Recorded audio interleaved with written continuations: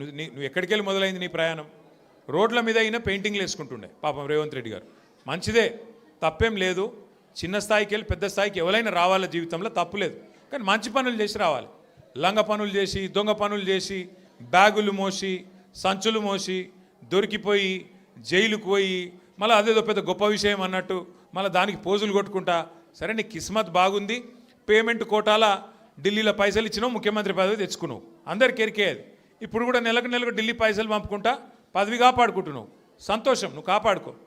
కానీ ఆ పదవిలోకి వచ్చినోనికి సంతోషం ఉండాలి, కానీ ఏడిపోయిందిరా నాయన. రోజు రోజు మీరు చూడు, టీవీ పెడితే చాలు తిట్ల పురాణం తప్ప ఏముండదు. మీరు గట్టిగా అడిగిర్రు అనుకో, ఏమాయిరా బై 2500 ఏడు ఉన్నాయని చెప్పి మీరు అడిగిరాక ఆడపిల్లలు పోయి మీ గుడ్లు వీకి గోటీలు ఆడుతా అంటాడు. వీడెక్కడ ముఖ్యమంత్రి?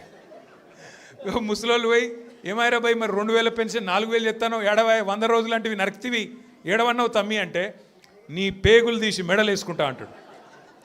అట్లాగే మన విద్యార్థులు పోయి ఏమయ్యా మరి 2 లక్షల ఉద్యోగాలన్నావు, ఏం సంగతి అంటే నీ లాగుల తొండలు ఇడిచి పెడతా. వీడేం ముఖ్యమంత్రి, వీందేం భాష, నాకు అర్థమే కాదు. అరే 2 ఏళ్ళకి వెళ్ళి ఏం చేసినవారు అయ్యా నువ్వు అంటే, లాగుల తొండలు ఇడుస్తా, మెడల బేగులేసుకుంటా, గుడ్లు వీకి గోటీలాడతా, నీ అమ్మ నీ అయ్యా గీదా భాష. మాకు రాదా భాష? మాట్లాడమంటావా? హైదరాబాద్లో పెరిగినోని నేను. మాట్లాడమంటే ఉర్దూలా, హిందీలా, తెలుగులా, ఇంగ్లీష్లా పొల్లు పొల్లు తిట్టే తెలివి నాకు కూడా ఉంది. మాకు కూడా వస్తుంది భాష. హైదరాబాద్ గల్లీలలో పెరిగిన నేను, నువ్వేడో ఊరికెళ్ళి వచ్చినావు. సరే రా, పర్వాలేదు, నీ అదృష్టం బాగుంది, ముఖ్యమంత్రి అయినావు, చేయి. రోజు ఏడుచుడు ఎందుకు? మేము ప్రతిపక్షంలో ఉన్నాం, నువ్వు అధికారంలో ఉన్నావు.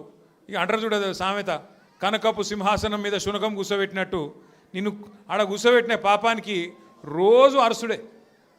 రోజు అరిసి అరిసి అరిసి. నిన్న మొన్న కొడంగల్లో చూసిన, కొడంగల్లో ఆయన సర్పంచులు గెలిపించుకున్నాడంట. గెలిపించుకుంటే సంతోషంగా బువ్వ పెట్టాలి, 4 మంచి మాటలు చెప్పాలి, ఇక రాష్ట్రంలో ఉన్న పల్లెలకు ఫలానా చేస్తా, నేను ముఖ్యమంత్రి అని చెప్పాలి. రోజు అరసుడు. నాకైతే డౌట్ వస్తున్నది, ఎంత ఒరులుతున్నాడు, ఎంత అరుస్తున్నాడు అంటే, ఆ గీతమ్మ ఉన్నది ఆయన భార్య, ఆయనకు చెప్తున్నా, ఆమెకు చెప్తున్నా నేను, తల్లి గీతమ్మ జల్దీ కట్టే, లేకపోతే ఆయన ఎవరైనా కరిసినా కరుస్తాడు వీడు. ఎందుకంటే ఇప్పుడు రోజు అరిసి అరిసి అరిసి పిచ్చిలేసిపోయేటట్టున్నది, కరిసేటట్టు తయారైంది రోజు రోజుకు. నేనేమంటున్నా అంటే, ఏనుగు పోతుంటే మస్తు జంతువులు మొరుగుతుంటాయి, నక్కలు కుక్కలు. మనం పెద్ద పట్టించుకునే అవసరం లేదు. మనం ఒకటే, కేసీఆర్ లాంటి ఏనుగు ఆయన ఎంత స్థాయి మనుషులు నేను మీకు చెప్పాల్సిన అవసరం లేదు. ఇలా ఆయన తిడుతా ఉన్నాడు తెల్లారలేస్తే.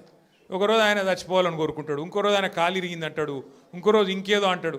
అరే అయ్యా, నువ్వు ముఖ్యమంత్రివి, చెయ్యి. నువ్వు శపథాలు చేస్తున్నావు కదా, కేసీఆర్ను మళ్ళీ లేకుండా చేస్తా, మళ్ళీ రాకుండా చేస్తా అంటున్నావు కదా. నిజంగా నీకు నిజంగానే నీకు సత్తా ఉంటే, నిజంగా నీకు అంత టాలెంట్ ఉంటే చెయ్యి శపథం. 1 కోటి మంది ఆడపిల్లలకు రేపటి నుంచే నెలకు 2,500 రూపాయలు ఇస్తాను, జనవరి 1 నుంచి శపథం చేయి, నేను చూస్తా. తులం బంగారం నేను జనవరి 1 నుంచి ఇస్తాను చెప్పు, శపథం చేయి.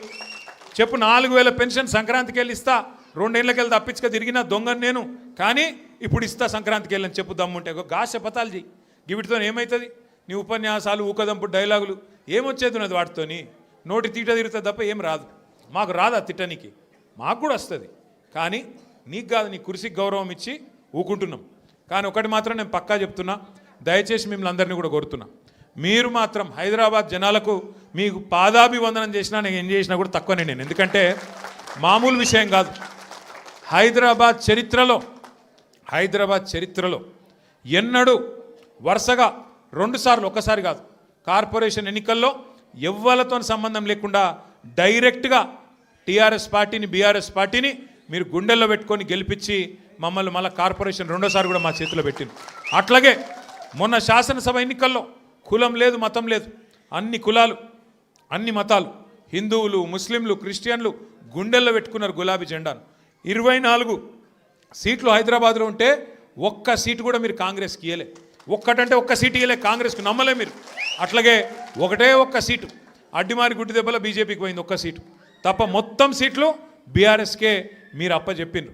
మీకు అందుకే పాదాభివందనం చేసినా తక్కువనే, మీరు చేసిన మరి మేలుకు. నేను మీకు ఒకటే మాట ఇస్తున్నా, శేర్లింగంపల్లి నియోజకవర్గంలో గత 10 సంవత్సరాల్లో కేసీఆర్ గారి నాయకత్వంలో 10,000 కోట్ల రూపాయలతో మనం అభివృద్ధి కార్యక్రమాలు చేసుకున్నాం. ఫ్లైఓవర్లు, అండర్ పాస్లు, మంచినీళ్ళు, సీసీ రోడ్లు, మోరీలు చేయగలిగితే మంచి చేసినాం. 1 లక్ష డబుల్ బెడ్రూమ్ ఇల్లు కట్టిన మొత్తం హైదరాబాద్ కలిపి, అందులో శేర్లింగంపల్లికి కూడా ఒక 4,000 వచ్చినాయి. సరే, పిండి కొద్ది రొట్టె ఇంకా కూడా చేయాలని ఉండే. ఈసారి చేద్దాం ఇంకా అన్ననే ఒక ఆరాటం ఉండే. కానీ ఇవాళ కాంగ్రెస్కి అధికారం వచ్చింది. ఊర్లలో ఉండే ప్రజలు వీళ్ళు చూపెట్టిన ఆశలకు మోసపోయి వాళ్ళకు ఓట్లేసిండ్రు. ఓట్లేసిన వాళ్ళే ఇవాళ బాధపడి సర్పంచ్ ఎన్నికలు వస్తే మళ్ళా మంచిగా కాంగ్రెస్కు బుద్ధి చెప్పి 40% దాకా సర్పంచులు మనోళ్ళని గెలిపించినారు. రేపు నిజంగా మార్పు అంటే ఒక ఇది మార్పుకు సంకేతం.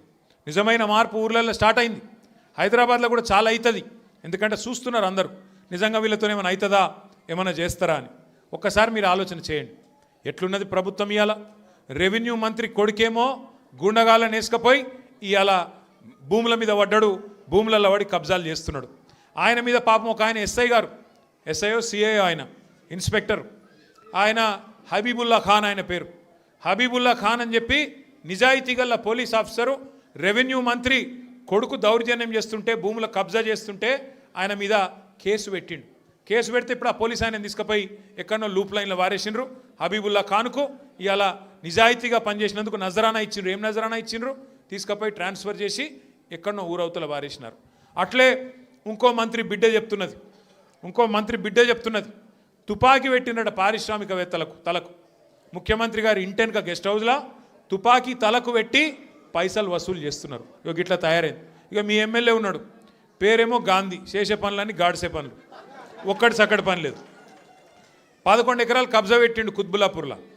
11 ఎకరాలు కబ్జా పెట్టిండు. మొన్న మనోళ్ళందరూ పోయినరు కబ్జా పెట్టి. ఇప్పుడు ఆ కబ్జా పెట్టిన భూమి కోసం మీరు గెలిపిస్తే బీఆర్ఎస్ పార్టీలా అందులో పోయి చొరవడ్డాడు. ఎంత గలీజ్ అంటే పరిస్థితి. వీళ్ళ పరిస్థితి ఎట్లా తయారైందంటే ఎమ్మెల్యేలది మన పార్టీలోకి వెళ్ళిపోయి ఆ పార్టీలో చేరినోళ్ళది. ఇవాళ వాళ్ళు ఏ పార్టీ చెప్పుకోలేని పరిస్థితులు ఉన్నారు. ఏమాయరాబాయ్ నువ్వు కాంగ్రెస్ పార్టీ బీఆర్ఎస్ పార్టీ అంటే ఎమ్మెల్యేలు స్పీకర్ గారికేమో